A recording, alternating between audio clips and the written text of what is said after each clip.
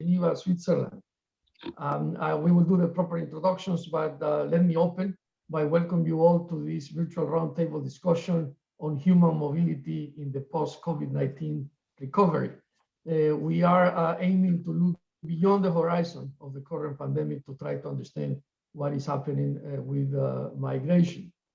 We have two very distinguished speakers. We have also the co-hosting by the University of the Philippines. And if I may show you the agenda, the program, I speak on behalf of UNITAR, the United Nations Institute for Training and Research, but I have the privilege of leading the Division for People and Social Inclusion, and also the CIFAL Global Network, this network of 21 training centers affiliated to UNITAR located around the world. The inaugural remarks will come soon from Professor Edna Ko, the director of CIFAL Philippines, and also Professor of Public Administration and former Dean at the University of the Philippines. Then our panelists, Ms. Maria Holzberg and Dr. Patrick Jurgen, will take the floor to conclude then with some questions and answers and brief closing remarks that I will ask Professor Ko to also deliver. With this, allow me to have the opportunity to deliver a short presentation to put things in perspective. So as an introduction to the topic of human mobility in the post-COVID-19 recovery, the idea is to try to understand what has happened and hopefully what could happen after, and why migration remains a top priority for the world. It is indeed a top priority for the United Nations organization as a whole. Next, please. It has shocked the system, this coronavirus pandemic. We know that the world will not be the same after it. Our Secretary General, Antonio Guterres, is preaching around the world, if I can use that word, to tell leaders in governments and beyond that we have to build back better. We have to reach resurgence. We have to go back to a new normal, but not to the same normal. There were too many structural inconsistencies and weaknesses and mistakes that should not be perpetuated. This is to be seen also as an opportunity to rebuild things better. But if we all agree on that, how should we do it? That's part of the conversation today, so bear with me. Let's go to the next slide, Julia. Some facts first. And in some of the presentations from our distinguished speakers, you will also see some of these things expanded, but just to tell you the official numbers and to generalize a little, net migration grew globally from 2.6 million in the first half of the 1950s to 20.6 million in the first half of last decade. To see an interesting number to contrast that, international tourism grew from 25 million arrivals in 1950 to 1.4 billion arrivals in 2018. Next. Facts. In this chart from DESA in New York, the Department of Economic and Social Affairs of the Secretariat of the United Nations, you can see the places of residence for international migrants. From 2005 to 2019, you have the code. To the right, the darkest bar is 2019. And you see a steady growth of international migration by region of residency. Next, please. Here you have the average annual net number of immigrants by region from the 50s to the second half of this decade, last decade, excuse me, 2015 to 2020, in the millions, of course. And you can see how region by region, this is the colors, the codes, that will show you that it grew steadily until the 2000s, then to 2005 to 2010 period, 5-year period, and then there is some consistent decrease, but it's still an important number, the annual average. Next, please. You'll see in this map, where is it that people go, the proportion of international migrants, and it varies greatly, but you just to select some of the images that DESA published, and IOM also in other fashions. Canada received 21.3%, South Africa 7.2%, Qatar as of the population, 78.7% in the case of Qatar, because there is these migrant workers. This is the growth in the year 2019. Singapore 37.1%, Sweden 20.0%. Next, please.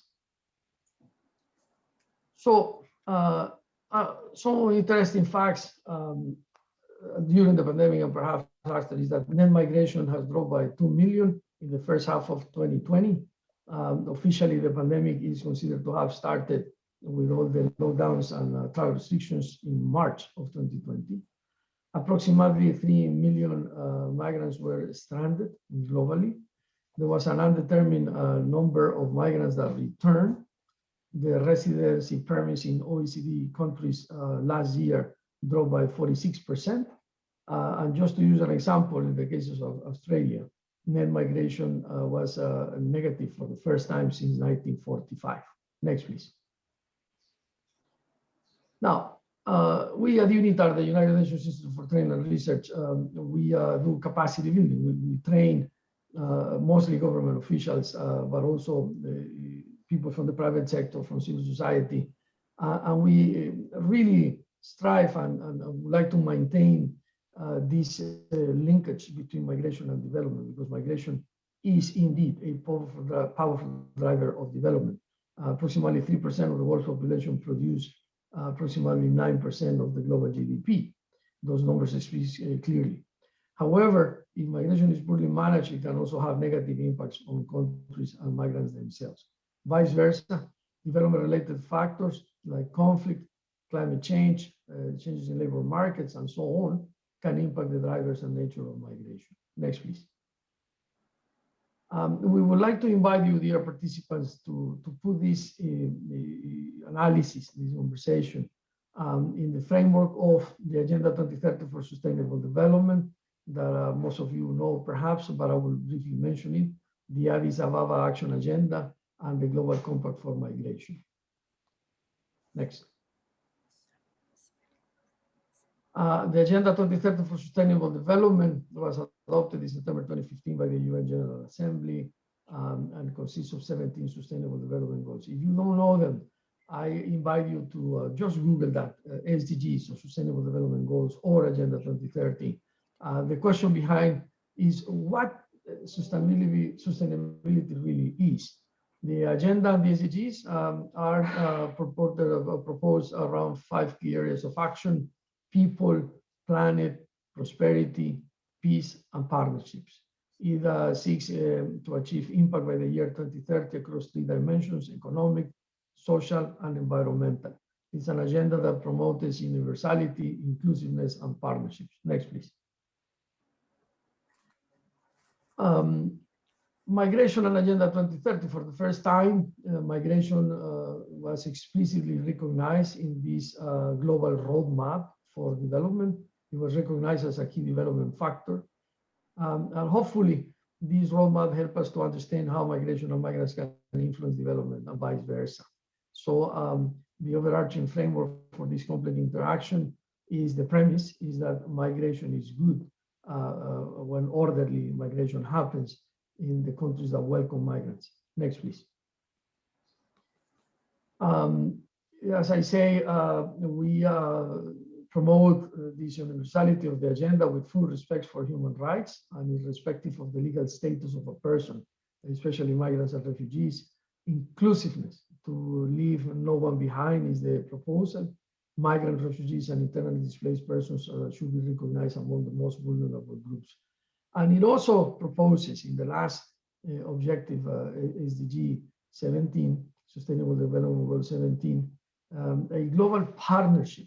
Part of that partnership between sectors, between institutions, between countries, part of that partnership is a global compact for migration. Next, please. The Global Compact for Migration, formerly the Global Compact for Safe, Orderly, and Regular Migration, was adopted in December 2018 in Marrakesh.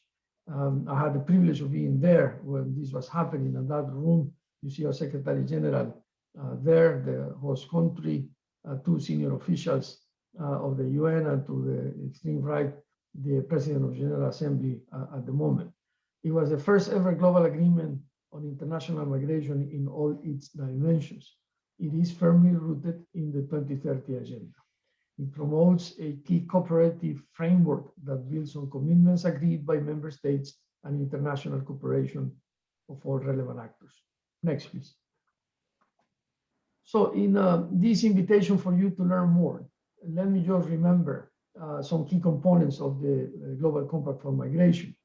It has a common vision and understanding with emphasis on shared responsibility when it comes to migration. It promotes guiding principles such as national sovereignty, rule of law, human rights, gender responsiveness, child sensitiveness, and whole of government approach. The framework for cooperation is presented in the form of 23 objectives, followed by concrete actionable commitments on how to implement them. There is a follow-up and review mechanism, the International Migration Review Forum, that should take place every 4 years, beginning next year. Next, please. I won't mention too much the action agenda from Addis Ababa, but it was on financing for development, how to finance the agenda. And also, this should be understood as how to finance properly the Global Compact for Migration. Next, please. I invite you to read these documents. They are publicly readily available in Global Commons. But just to conclude on migration and SDGs, let me tell you that the central reference is made in goal 10, which is named as reducing inequality. And under each one of these 17 goals, there are all these targets and indicators. Target 10.7 under goal 10 calls to facilitate orderly, safe, regular and responsible migration and mobility of people, including through the implementation of planned and well-managed migration policies. We will discuss some of them today. At least 10 out of the 17 SDGs contain targets and indicators directly related to migration. Most SDG targets can only be fully achieved if migration and migrants are considered. Some examples, for instance, is education. Migrant children represent a large population of the pupils in developed nations, drivers of forced displacement, conflicts, climate change, access to water, economic opportunities, etc. Health, central to the pandemic that we are living, and how health services should not be negated, should be offered to the migrant and refugee population in any country, regardless of their legal status. But also how to ensure that migration is part of the concept of sustainable cities and the public policies behind it. Better understanding of labor mobility, the fight against human trafficking, and so on. Next, please. We need to change the paradigm.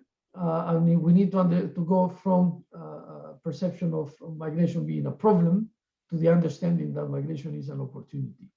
Migration is indeed not a development problem, but a powerful driver of development, especially in the post-COVID recovery that we want to discuss today. The inclusion of migration in the SDGs, a greater collaboration between migration and development sectors, and policy coherence remain critical.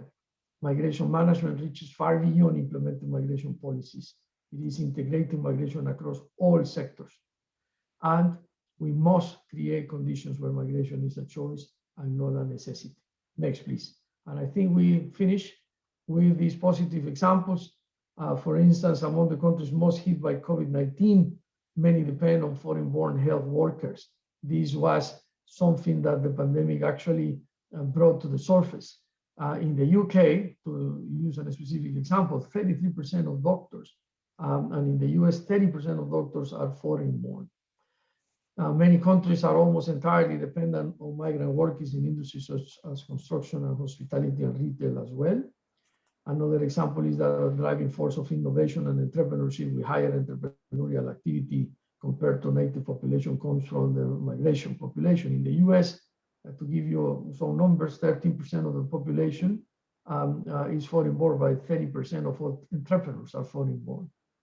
And a final example, when it comes to international remittances, the money that migrants send home can indeed become an important factor, and is an important factor of economic growth in the country of origin. Next. We need to go from protection to empowerment. I hope, established the linkages between Agenda 2030 and migration.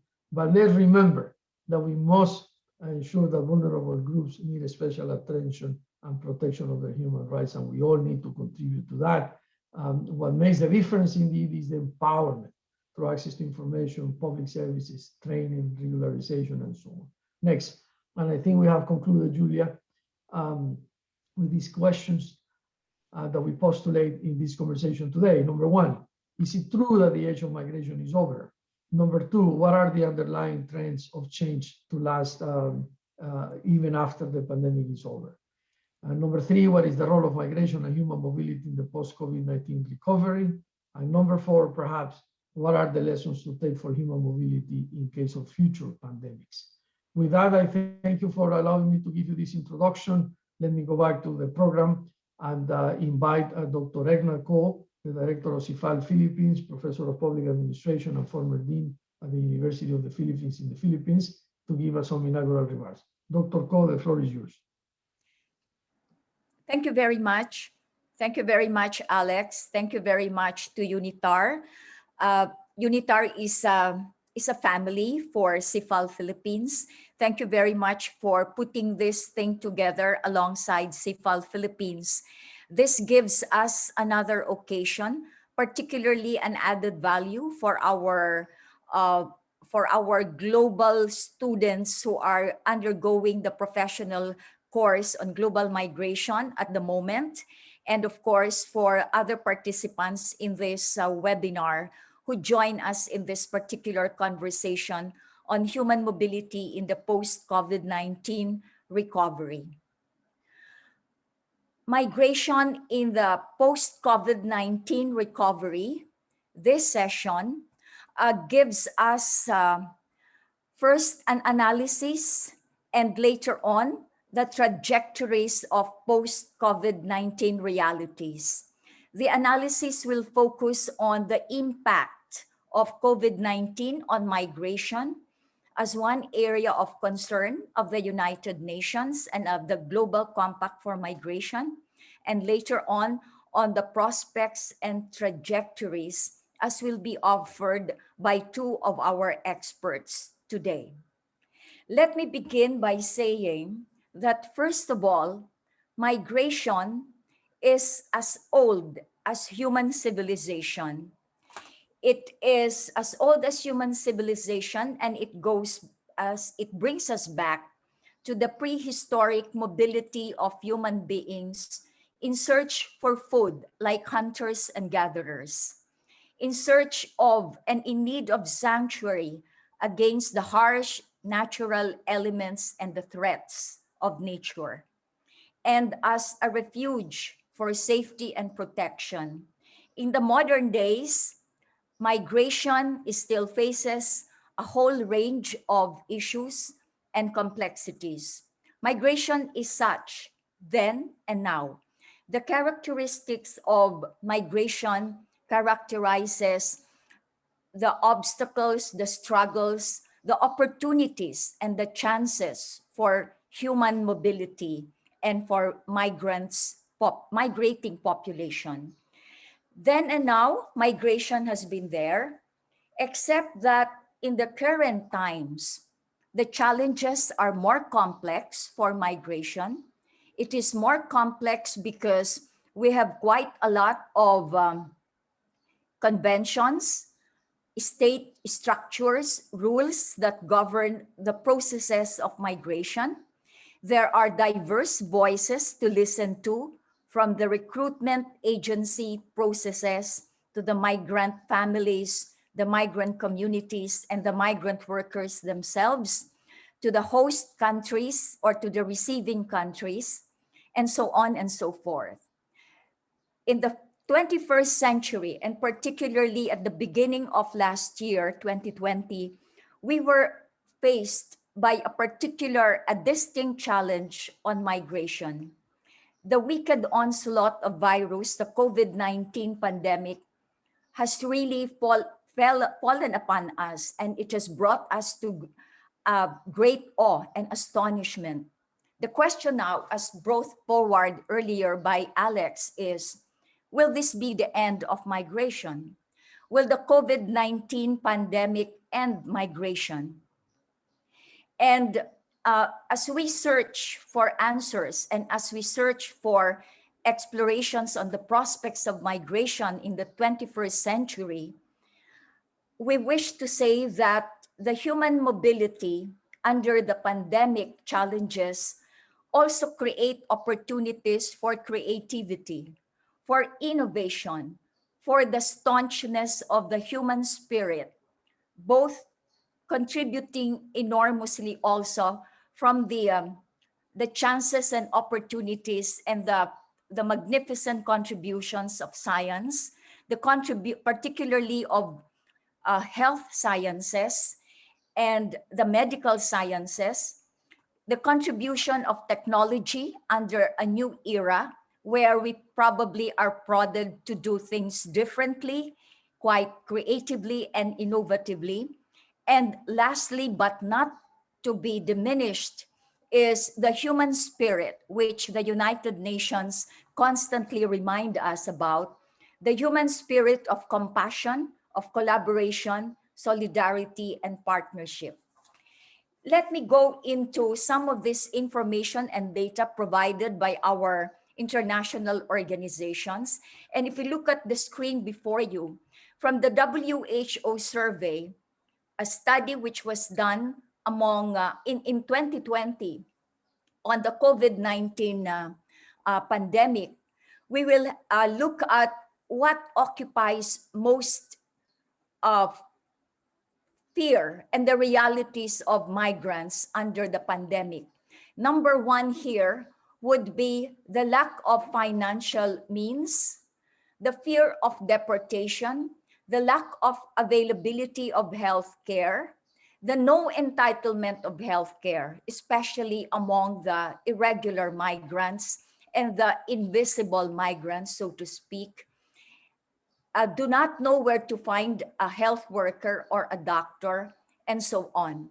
In other words, the main reasons why migrants and refugees refuse to seek medical care despite the onslaught of the COVID-19 are brought about by these realities and these fears and the problems and the challenges. Next slide, please.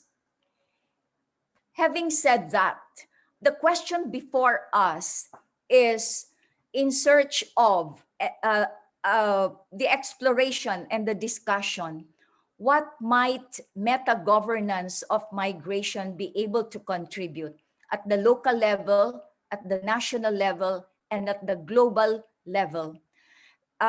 Earlier, Alex was talking about the Global Compact for Migration, and I think the United Nations has led very clearly everyone in the direction of continuing to find and face up to the challenges of migration and to find the problems as opportunities rather than blocks to migration. We also look at and explore and do not underrate the contributions of citizens and communities, citizens being migrants as citizens, communities of migrants' families, communities of host countries, communities of other collaborators who support migration. And lastly, the challenge and the opportunity and the great chances of the human spirit, which is stronger than anything else, the compassion, the solidarity, the collaboration, and the partnership among each one of us. And therefore today, as we go through this discussion more deeply, I would like to welcome and to thank in advance our two experts who will help us dissect, analyze more clearly the impact of COVID-19 on migration. And secondly, the possibility of exploring, of looking at prospects, of defining some trajectories that might be there in front of us for migration and COVID-19, whether at the moment as COVID-19 rages fiercely, but also even after COVID-19. With this, thank you very much once more to the UNITAR and the people behind UNITAR. And I'd like to thank in advance our two panelists, Ms. Maria Holzberg and Dr. Patrick Daigan. Thank you. Thanks to you. Thank you. Thanks to you, Professor Ko. And indeed, we are looking forward to these two presentations. So without further ado, allow me to introduce Ms. Maria Holzberg. She is a humanitarian advisor at the UN Women Regional Office of Asia and the Pacific, and she will speak to us on gender-responsive approach to post-COVID-19 recovery in the context of human mobility. Ms. Holzberg, it's a pleasure to have you with us. The floor is yours. Thank you so much. Sincere appreciation from UN Women's side to be part of this esteemed panel. And as mentioned, I will be here to kind of highlight some of the key issues that we are seeing in order to advance what we call gender responsive approach. You will hear the word very many times, and it is hopefully we will be able to support you to unpack this issue. So the question was, is the age of migration over? And I think we maybe are all in this group would probably say no. It is still a major political factor, a major factor in economic and political change, and millions of people move as workers, settlers, or refugees, and it affects all regions of the world. Now, what we saw and what we're going to be talking about today is how did the COVID pandemic actually highlight some of the key challenges facing people who migrate. And I will emphasize, do a focus specifically on women and girls that are migrants. So today I'm going to aim to highlight some of the key data and the trends resulting from the COVID-19 pandemic. And we've already heard this from our colleague, Dr. Edna. And I will also present some of the challenges and risks for women migrant workers, as well as really focusing on what type of recommendations that we would put forward for governments, civil society, as well as international agencies. So we're on this side, and that it's focusing on sort of what do we know now, and we want to highlight here is that there are multiple pre-existing risks that put women and girls and women on the move specifically at risk. One of the issues, and it's important to understand that causes and consequences of international migration from a gender perspective, it highlights the hierarchical social relations related to gender, and that actually shapes the migration experience of migrants, whether it's women or men.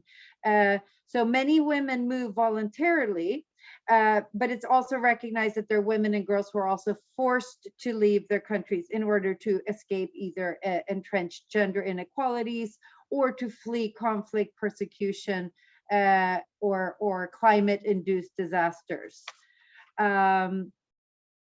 So in regular circumstances, women migrant workers already face multiple risks, and that includes restrictive migration policies or very insecure forms of labor. There's language barriers, overcrowded living conditions, exploited working conditions, and we also see that women migrant workers are exposed to multiple intersections of discrimination, and this is based on race, ethnicity, nationality, age, migration status, and other sex or gender associated characteristics. So what we saw with the surge of COVID-19 cases caused sudden travel restrictions, and policy changes exacerbated these risks because many people were forced to leave where they were working because of the pandemic, because of lockdowns in countries. And we saw this specifically in the early stages of the pandemic about a year ago in Asia and the Pacific. We can see these issues being translated throughout the full migration cycle. So in pre-migration, in transit, at the destination, and as well as post migration.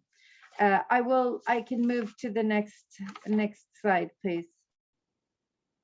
So what we're seeing, and this was alluded to before, but what we are seeing is that there's a disproportionate impact on women migrant workers. What we saw was many of the garment factory sector had closed down their factories in early stage days of lockdowns or during the early days of the pandemic, meaning that this left many migrant workers out of meaningful employment, but also without the social safety net.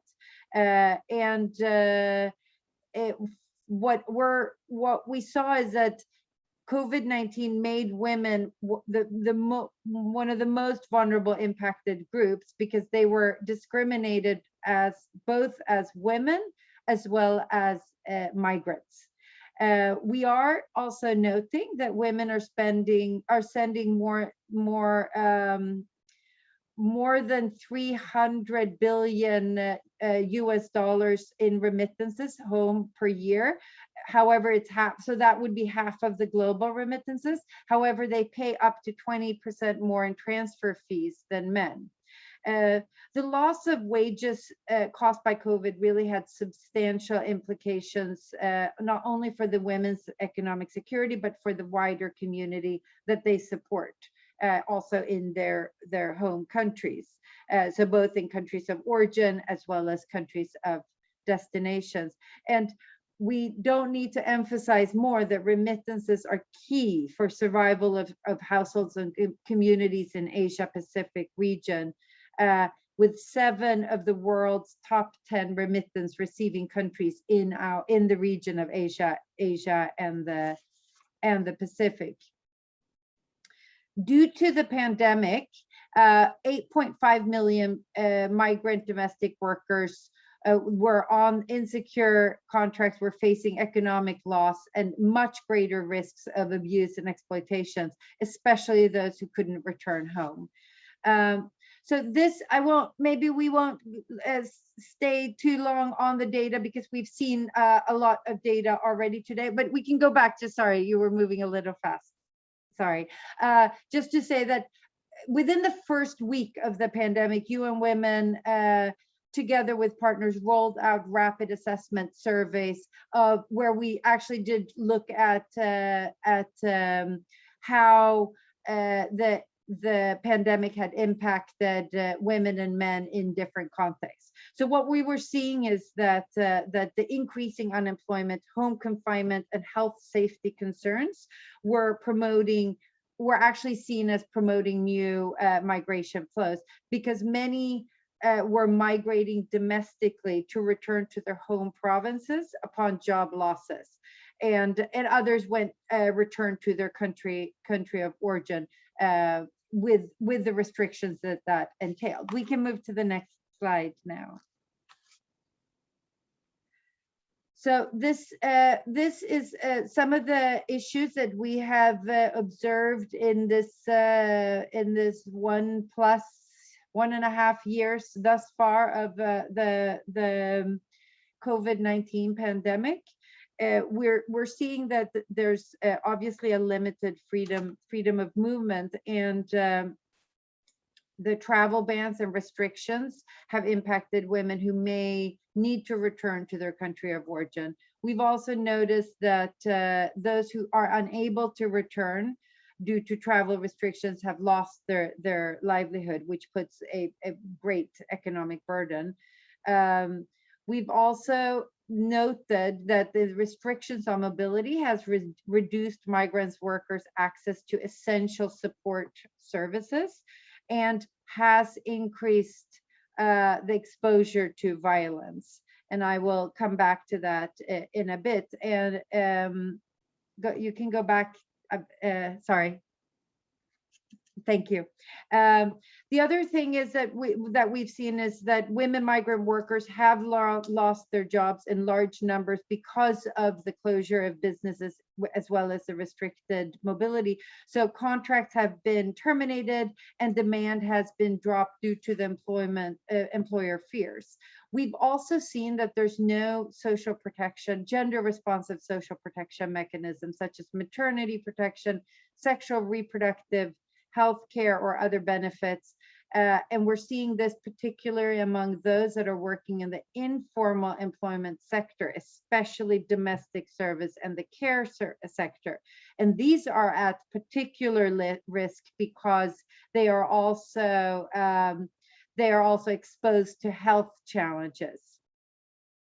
And this is related to the last point, the fourth point on the unsafe working and living conditions, because they have put them at risk of increased exposure to COVID-19. And some of the proposed COVID-19 prevention and mitigation strategies, such as isolation and social distancing, have not been feasible for those living in informal settlements, such as refugee camp or very tight accommodations. Also, the final point is that we've seen, and this is seen in every emergency, there's been a great rise in gender-based violence and violence against women and girls, especially those on the move, migrant women. Next slide, please. So here's what we're seeing that we think what the key recommendations for governments would be, and that's obviously to making sure that we always ensure we have a whole of government approach, and that we recognize all these solutions as a shared development priority, and where we want to see a sort of a multi-sectoral approach. Governments in countries of destination and countries of origin should provide migrant populations the full protection of their human rights during the COVID pandemic, as well as the recovery process, without prejudice and discrimination. We would also push very, very hard for the need to ensure disaggregated data collection. And that means that we collect data by age, sex, disability, and at-risk groups, as well as ensuring a robust gender analysis to understand the gendered impacts of the outbreak amongst migrants. And that would look at the different economic impacts, what the care burden will look like, as well as what the access to health services look like. We also recommend that obviously national and local crisis response plans need to ensure full protection of labor laws that also encompass migrant workers and women migrant workers, and ensuring that women with diverse backgrounds and from different socioeconomic strata are given opportunities to meaningfully engage in structures and processes that are established for COVID-19. We can move to the next slide now. When we talk about building, and this is tied into recommendations for governments, but when we're talking about the type of support needed for women migrants, we would highlight the need for ensuring that women-focused organizations and networks that support women migrants are part of any solutions that are being developed. And we need to make sure that both governments and civil society implement gender responsive interventions, such as provision of essential emergency needs, which focus on food or on sexual reproductive health, and support and prevention and response to gender-based violence. we advocate for the importance of ensuring that border control policies, procedures, and quarantines are established using good practices or gender responsive best practices. And that means that you need to have a clear code of conduct in the quarantine context, making sure that there's a reporting mechanism and prevention of gender-based violence is being part of the protocols within the quarantine setting. We see this we have seen the rise in gender-based violence in quarantine facilities. We would also obviously advocate to development partners to making sure that resources are being provided to those organizations working to support migrant workers, and especially those that are focused on supporting women migrant workers, and making sure that the approach is rights-based and gender responsive. We also think it's very, very important to highlight the importance that messaging and community outreach on COVID needs to be done in ways that are accessible for migrant population and migrant women. Again, we saw in COVID how there was a rise in stigma and misinformation on social media, and women migrants need to be provided information in local languages that is also safe and based on science. For those that are in the private sector, we would want to highlight the importance that migrant workers should ensure that the employers should ensure that migrant workers have fulfilled responsibilities of decent work and extended additional necessary support that is inclusive and gender responsive for migrant workers and their family. And that also includes putting in grievance mechanisms to increase to address the increased risk of violence, flexible working arrangements, and promoting shared caregiving responsibilities. We also really want to highlight the importance of provision of immediate economic relief to all workers for income replacement measures. Thank you very much. Thanks to you indeed for a very comprehensive presentation. We will have to accelerate a little, but we will go back with a couple of questions. These are one for each one of our speakers. Without further ado, I would like now to introduce Dr. Patrick Duigan. And if you can put on the screen, thank you, Julia, for this, his picture. I would like to introduce him properly. He's the Senior Regional Migration Health Advisor for IOM Asia and the Pacific, the International Organization for Migration. We are very pleased that Dr. Duigan is with us, and I would like to offer him the floor. Welcome. Okay, thank you very much, and thanks for having us here today. I think it's a very important topic that we discussed, particularly in terms of how we're going to move forward out of this. And we've heard a lot of issues about the challenges and the problems regarding migrants' access to services, the impacts on migrants, and hopefully we can also look at what are some of the solutions and how migrants can contribute to some of that as well. So in terms of the first question, is the age of migration over? No. The answer is no. This shows that we do live in an interconnected world. This is an infographic of migrant stock moving from one region to the other, within regions and across different regions. And we do live in an interconnected world. There are multiple millions of migrants around the world.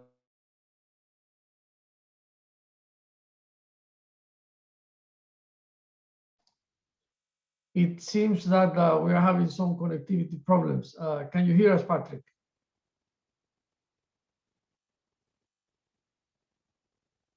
Patrick? I hear you. Yes, I'm sorry. Okay. You were just cut off. Please continue. Thank you. So we do live in an interconnected world. As I was saying, this infographic shows migrant stock, which has moved within regions and between regions, showing that there's millions of migrants around the world, And this is only for documented migrants. A lot of the statistics we've seen on the number of migrants are for official, regular, or documented migrants, but there are hundreds of millions of irregular migrants, undocumented migrants, displaced populations, internal migrants, and people on the move. And we can say that 1 in 7 people in the world, or 1 billion people, are some form of migrant. Next, please. When it comes to the COVID situation and the impact on migration or mobility, what have we seen in the past year? Well, the first thing that we saw was when the pandemic started was instant mobility lockdowns. So this was closure of borders, lockdowns of cities, and really prevention of people moving. This was a huge incident that was likely the largest closure of borders we've seen since borders have been invented. But it also was a driver of a lot of migration. We saw in media reports and assessments that we've been doing that actually some of these lockdowns actually drive migration as well, in terms of people fleeing from economic uncertainty, trying to get back home, many internal migrants moving because of lack of jobs and back to their home villages, and also leading to many millions of migrants being stranded in the locations where they are unable to travel.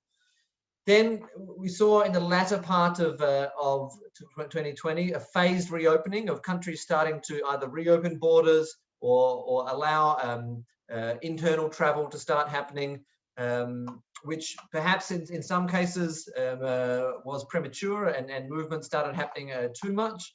And then we're seeing still to this day responses to new outbreaks and virus mutations, lots of different opening and closing of borders, different requirements for health certificates, COVID tests, now new vaccination requirements as well. So this is also having a huge impact on people's ability to move. Next slide. So this just shows some of the travel measures issued worldwide by category. So totally there's been tens of thousands of different travel measures instituted by governments in terms of restriction of travel routes, requiring additional documentation, additional health requirements. And in terms of looking at the future of migration, the largest growth we've seen is in these additional health requirements that are needed. So many countries are requiring COVID tests before travel, requirements for quarantine, or provision of health information. And now with the rollout of vaccines, there's also discussions around requiring vaccines for international travel as well. We'd just like to note that the current recommendations, based on the scientific evidence, the ethical considerations, the moral considerations, and the technological capacity, as well as availability of testing and vaccines, is that there should not be requirements for vaccination for travel. There should not be mass testing of travelers, because from a public health perspective, as well as an administrative perspective and an ethical perspective, vaccines are not universally available for everyone. Having testing or vaccines required for travel may take those resources away from making sure that the most vulnerable are having access to those services, and it can draw down on national resources as well. But in terms of what the future is going to be, we're likely going to be seeing more and more of these health requirements, and what are we going to be learning, taking from this pandemic into the future? It's likely a greater integration of health and immigration, and hopefully gender considerations and human rights considerations within health security and within migration management as well. I think one of the great lessons learned is the real importance of multi-sectoral collaboration and coordination. It's not just health authorities which are dealing with COVID, it's also immigration authorities, socioeconomic aspects, social services as well, and they all need to work together. Next, please. In terms of the future of migration, we've seen big changes in borders opening and closing, where earlier last year many borders were closed, but they have been over time increasingly opening, and we're seeing more and more of those come on board. And so now the world is faced with a situation where we have to restart mobility and find ways to reopen the economy, because as we said, the age of migration is not over. Migrants not only drive sustainable development by hugely sending back remittances to their home countries, contributing to the countries that they are in at destination, Often, and as was raised before, they are frontline workers in the health sector, in care sector, in manufacturing, and many different sectors as well. And so migrants are not a problem that needs to be managed. Actually, migrants are part of the solution, and migration is part of the solution of sustainable development globally and reaching those sustainable development goals. So I think we also have to shift the mindset around considering migrants as a problem and rather thinking of migrants as part of the solution. They are part of the solution for socioeconomic recovery. They are part of the solution for public health response, and so must be included in vaccination and healthcare programs, but also part of the solution in terms of inclusivity and connecting the world and reducing some of the ongoing inequalities that we're seeing. Next, please. So the impact of these different restrictions have really seen a widening gulf between movers and non-movers, between people who are migrating or able to migrate and able to move to those who are not. We've seen in terms of people who were still able to travel during the pandemic, those with economic resources, those from countries in the higher developed and high income countries have been able to continue to move, and we see that in places like America where air travel is now greater than it has been before, whereas vulnerable migrants, undocumented migrants, those with lower economic status have still been unable to move, in many cases stranded. We've seen greater socioeconomic vulnerabilities, and as was highlighted by previous speakers, in terms of impacts on livelihoods and jobs, impact on remittances, not only affecting migrants themselves, but also their families back home, in terms of inability to send home remittances, and for the economies which they're helping to sustain and develop as well. We've also seen amplified relationships of dependence and exploitation, particularly for migrants in vulnerable situations who are unable to return home for the protection of their state. Next, please. So what are we looking at for the future of mobility? Well, I think we're going to really have to have a consideration about what role these border closures, travel restrictions, and travel requirements should play in pandemic response. Although the recommendations are that they don't necessarily, they aren't required, and there's many different considerations in terms of equity, in terms of resource allocation, and in terms of their effectiveness as a public health strategy, many countries still continue to implement these strategies. However, we really have to analyze in this interconnected world, in this completely globalized world, where the age of migration is not over, people are still moving, are these blunt measures effective and necessary, or are there better ways that we can actually, rather than try and exclude people, include people into systems and make sure that people are having access regardless of where they are, and therefore making sure that everyone is safe. Governments are going to have to face the challenge of developing these risk mitigation strategies that move beyond these hard measures of border closures and travel bans. They cannot last forever. Already many economies are suffering because of them, with impact on global supply chains, on economies. So it has to be restarted in a way that can reduce individual risk as well as community risk, which depends hugely on stronger international coordination. Coordination between countries, coordination between sectors, health and immigration and labour sectors, and coordination between international institutions, agencies, academia together, as well as coordination, particularly between economies of developed and developing economies. And the infrastructure that's being built now will be with us not only for this pandemic, but for forevermore. The new normal that we're going into is not going to be like it was before. So it's incredibly important that we do take these considerations into account now in terms of minimizing public health risks, but deliberately becoming inclusive of all people on the move. Next, please. As I said before, we're seeing an increase in all of these requirements for health screenings or medical screenings as part of travel, and we're likely to see these to continue. But what we don't want to see is that these become an additional barrier for migrants as a way for states to exclude people based on their health status, based on their vaccination status. Rather, we need to see it as an opportunity as people are crossing borders to be able to include them in health services and make sure they are having access to rights-based approaches. Next. So finally, looking at some of the lessons learned going forward and what we can bring into the future. I think what we have seen is that exclusion costs and inclusion pays off. excluding any group not only costs in terms of socioeconomic impacts, but has a cost to public health as well. And inclusion pays off, making sure that migrants are included regardless of their legal status or migration status really does pay benefits, not only from an economic point of view and a social point of view, but from a public health point of view. That protecting human rights and responding to COVID are not mutually exclusive. You know, COVID response can be done in a way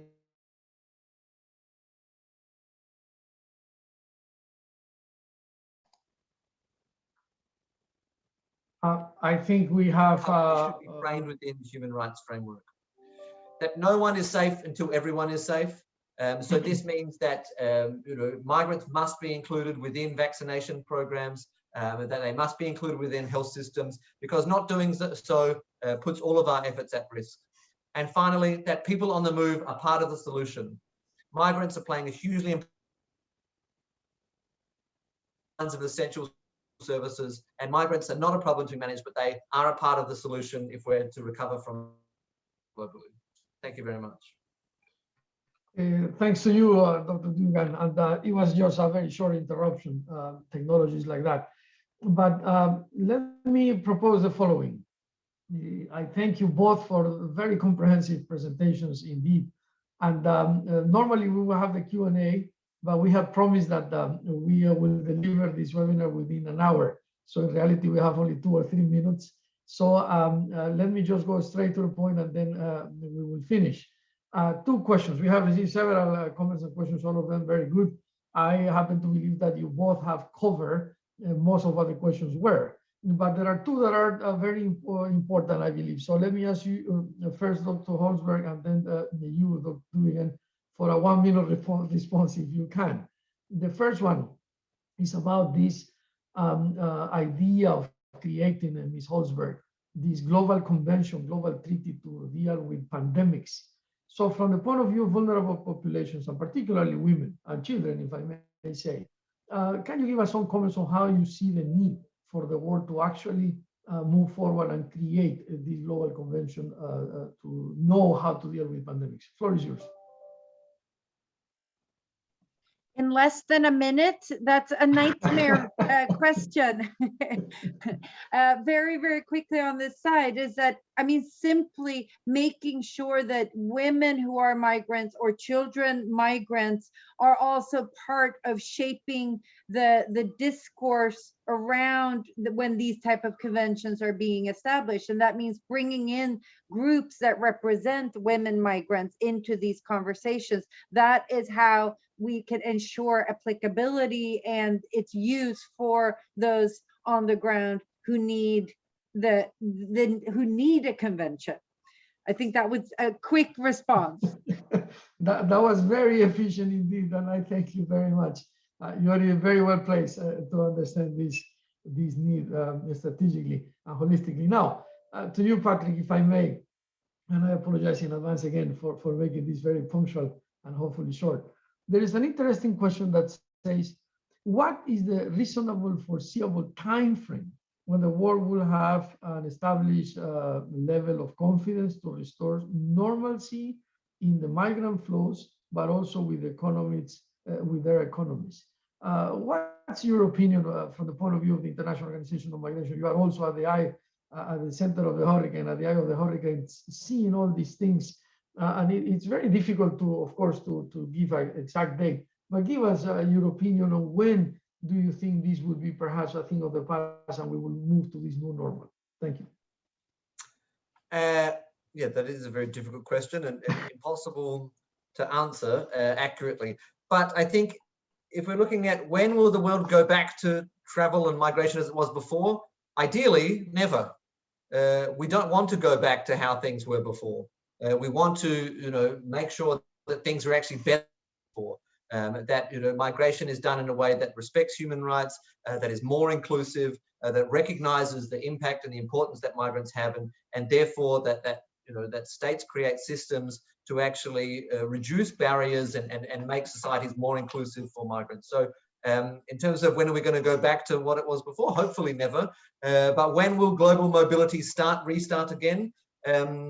I think that's also questionable. I think we're looking at a time frame of probably years before, firstly, before enough people are vaccinated around the world. So we've seen, although almost now over 1 billion vaccine doses have been administered in the world, over 80% of those have been in high-income countries. And so the most